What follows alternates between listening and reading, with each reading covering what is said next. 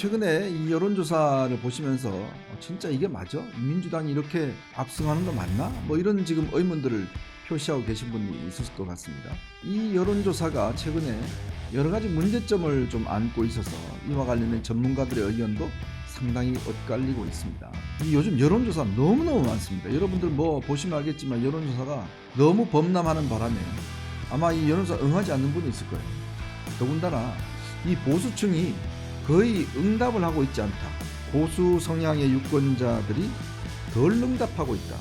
이건 뭐냐면 진보가 과표집되고 있다. 이런 지금 추정을 내놓고 있습니다.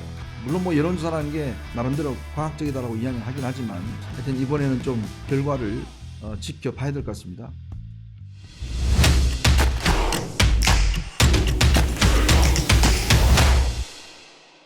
네, 이현종의 뉴스쇼 4월 4일 목요일 순서 진행하겠습니다. 내일과 모레 5일과 6일 사전투표가 실시가 됩니다. 내일과 5일 오전 6시부터 오후 6시까지 전국의 3,565곳에서 일제히 사전투표가 실시가 됩니다. 이 사전투표는 2013년도에 처음으로 도입이 됐고요. 2016년 총선부터 이 총선에 사전투표제가 도입이 됐는데 아무 데서나 이제 할 수가 있기 때문에 전국 어디서나 굉장히 이 투표율이 점점 높아지는 것 같습니다. 아마 이번에 여러분들도 또 사전투표 하시는 분도 계시고 본투표 하시는 분도 계실 텐데 정말 이번에 사전투표율이 얼마나 높을지 한번 기대를 해보겠습니다. 자, 그래서 오늘은요 이 사전투표율 뭐 등등 관련해서 여론조사 문제를 한번 여러분하고 좀 이야기를 나눠볼까 합니다. 왜냐하면 최근에 이 여론조사를 보시면서 진짜 이게 맞아? 민주당이 이렇게 압승하는 거 맞나? 뭐 이런 지금 의문들을 표시하고 계신 분이 있을 것 같습니다. 물론 뭐 여론조사라는 게 하나의 어떤 단서, 과학적인 어떤 이 단서를 보여주는 것인데, 근데 이 여론조사가 최근에 여러 가지 문제점을 좀 안고 있어서 이와 관련된 전문가들의 의견도 상당히 엇갈리고 있습니다. 자, 그래서 우선 뭐 이 총선이라는 게 뚜껑을 열어봐야 되겠습니다만은 이 총선과 대선의 여론조사는 상당히 다르게 나타나고 있는 것 같습니다. 제 경험으로 보면 대선 여론조사는 대부분 다 정확하게 일치를 하는 것 같습니다. 지난해 2022년 대선 같은 경우도 당시 여론조사 기관들이 했던 것이 거의 맞았어요. 그때 당시에 뭐 거의 40대 40으로 예측한 곳도 있고 거의 정확했습니다. 그러니까 전국 단위로 이렇게 하다 보니까 나름대로 변수가 적습니다. 변수가 적고 또 굉장히 정확도가 높게 나타나는 것들이 많습니다. 그래서 대선 여론조사는 웬만하면 틀리지 않는다라고 할 정도로 정확도가 있습니다. 반면에 총선에 대한 이 예측은요 거의 맞은 적이 없습니다. 솔직히 말씀드려서 거의 맞은 적이 없어요. 왜냐하면 이게 너무나 변수가 많고 또 출구조사도 굉장히 틀린 경우가 많습니다. 그만큼 이 사전투표제가 도입이 되면서 사전투표를 하시는 분들이 이제 점점 많이 늘어나고 있거든요. 그리고 이 요즘 여론조사 너무너무 많습니다. 여러분들 뭐 보시면 알겠지만 여론조사가 너무 범람하는 바람에 아마 이 여론조사 응하지 않는 분이 있을 거예요. 더군다나 이 김어준 씨가 하고 있는 여론조사 꽃이라는 회사가 있습니다. 그런데요, 이 여론조사 꽃이 이번 총선과 관련해서 전체 여론조사 중에서 22%를 이 기관에서 혼자 다 했습니다. 수백 건 정도 했다고 이야기하더라고요. 근데 이거 여론조사 한 곳에서 이렇게 많이 할 수 있는 이 재정적인 이런 거 이게 쉽지가 않습니다. 근데 어째서 이 여론조사 꽃이라는 곳이 이렇게 많이 했을까? 22%나 했을까? 하는 것은 여기가 이제 김어준 씨가 하는 곳인데 사실상 여론조사를 많이 돌립니다. 이 ARS 기계음으로 많이 돌리다 보니까 이게 여론조사용이 아니라 실제로 어떤 여론조성용 아니냐 이런 지적까지 지금 받고 있는 거거든요. 뭐 그런 뭐 등등 상황이 있습니다만은 2016년 총선 그때 야당이 문재인 민주당하고 안철수 국민의당 분열되면서 여당인 새누리당이 180석을 그때 자신했습니다. 야권이 분열되니까요. 근데 그때 당시에 민주당 123, 새누리당 122석을 냈습니다. 그때 호남에서 국민의당 광풍이 불었거든요. 그러면서 새누리당은 122석으로 쪼그라들었습니다. 근데 2022년 총선, 여러분 뭐 각각 21대 총선이 있죠. 아시겠지만 이때는요. 당시 미래통합당이 그래도 꽤 선전할 것으로 봤습니다만은 뚜껑을 열어보니까 180석을 냈습니다. 당시 민주당이 비례 합해서. 반면에 미래통합당은 103석으로 쪼그라들었어요. 정말 역대급 이 오판을 했던 게 바로 지난 21대 총선 결과입니다. 왜 그랬을까? 이 이제 생각이 좀 들고요. 그리고 그때와 과연 지금은 또 어떤 상황이 달라졌을까라는 것이 있는데, 참 이 총선 여론조사 같은 경우는 표본이 보통 500표본이거든요.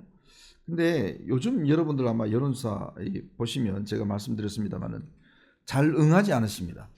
그래서 오늘 한국일보가 이와 관련돼서 좀 분석을 해놓은 기사가 있어서 오늘 여러분들하고 좀 공유를 할까 합니다. 지금요, 이 여론조사가 보면 이게 과연 정확한가에 대한 의문점을 잡는 게 이런 게 있습니다. 보통 이 여론조사를 하게 되면 갤럽이나 이런 데를 보면요, 당신의 정치 성향이 무엇으로 생각되십니까? 진보입니까? 중도입니까? 그 다음에 보수입니까? 이렇게 물어보거든요. 실질적으로 최근까지만 하더라도 본인들이 보수라고 답한 응답이 32% 정도 됐어요.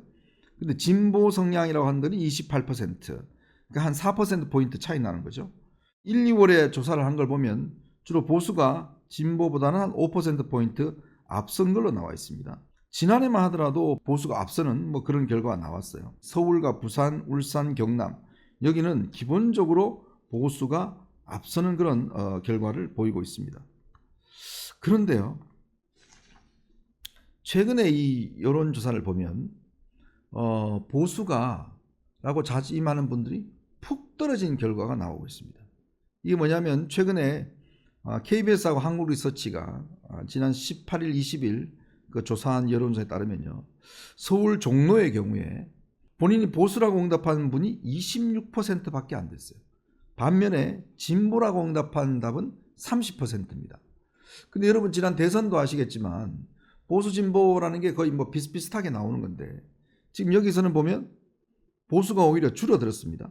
그리고 중성동갑에도 보면 보수라고 대답한 분이 25%인데 진보라고 대답한 사람이 34%예요.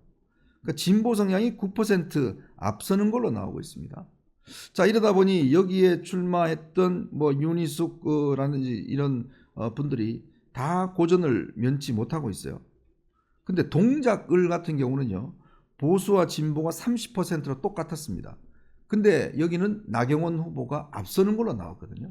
이거는 뭘로 이야기하냐면 지금 중성동갑이나 이 동작을 같은 경우는 보수세가 강한 편인데 실제 여론조사에 응하는 사람들 중에서 보수라고 대답하는 사람이 훅 줄어들었다는 거죠. 그걸 통해서 이 지금 전문가들은 뭐라고 이야기를 하고 있냐면 이 보수층이 워낙 이번 여론조사가 경선 때부터 시작해 지금까지 워낙 많다 보니까 거의 응답을 하고 있지 않다. 즉 전국적으로 보수 성향의 유권자들이 덜 응답하고 있다. 이건 뭐냐면 진보가 과표집되고 있다. 이런 지금 추정을 내놓고 있습니다. 그건 아마 이제 본인들이 보수임에도 불구하고 최근에 하여튼 윤석열 정부가 하는 일을 별로 그렇게 좋아 보이지 않고 또 이 여론조사에서 자꾸 이렇게 뒤지는 결과가 나오니까 에이, 뉴스도 안 봐. 좀 최근에요, 종편 시청률이나 유튜브, 보수 유튜브 이 조회수가 많이 줄었습니다. 근데 문제는 지금 이 줄었다는 현상이 그렇다면 이분들이 그냥 보수가 아닌가? 아니면 보수에서 딴 걸로 갔는가? 이건 아니거든요. 그만큼 이제 샤이 보수라고 이야기하는 지금 보수이면서도 답을 하고 있지 않는 분들이 꽤 있는 거 아닌가? 왜냐? 지난 21대 총선에 비해서 이번 총선의 인구 구성이 제가 바뀌었다는 말씀을 드렸죠. 20대, 30대는 줄었습니다. 40, 50대는 그대로입니다. 근데 60대 이상은 오히려 늘었습니다. 한 4% 정도 늘었거든요. 그러면 당연히 이분들의 어떤 이 포션이 커져야 되거든요. 근데 반면에 여론조사에서는 응답을 잘 하지 않아요.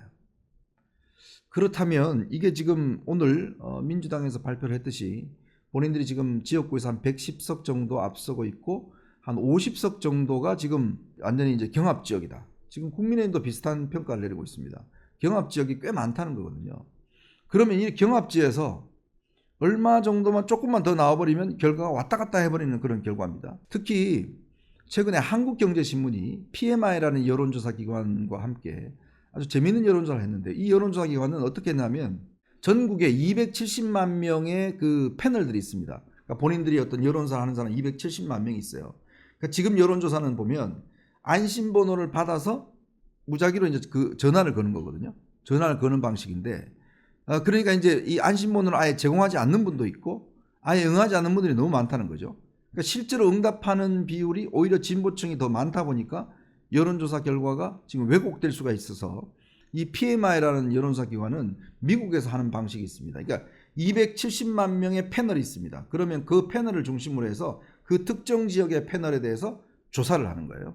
조사를 해서 어떻게 조사하느냐, 문자 메시지를 보냅니다.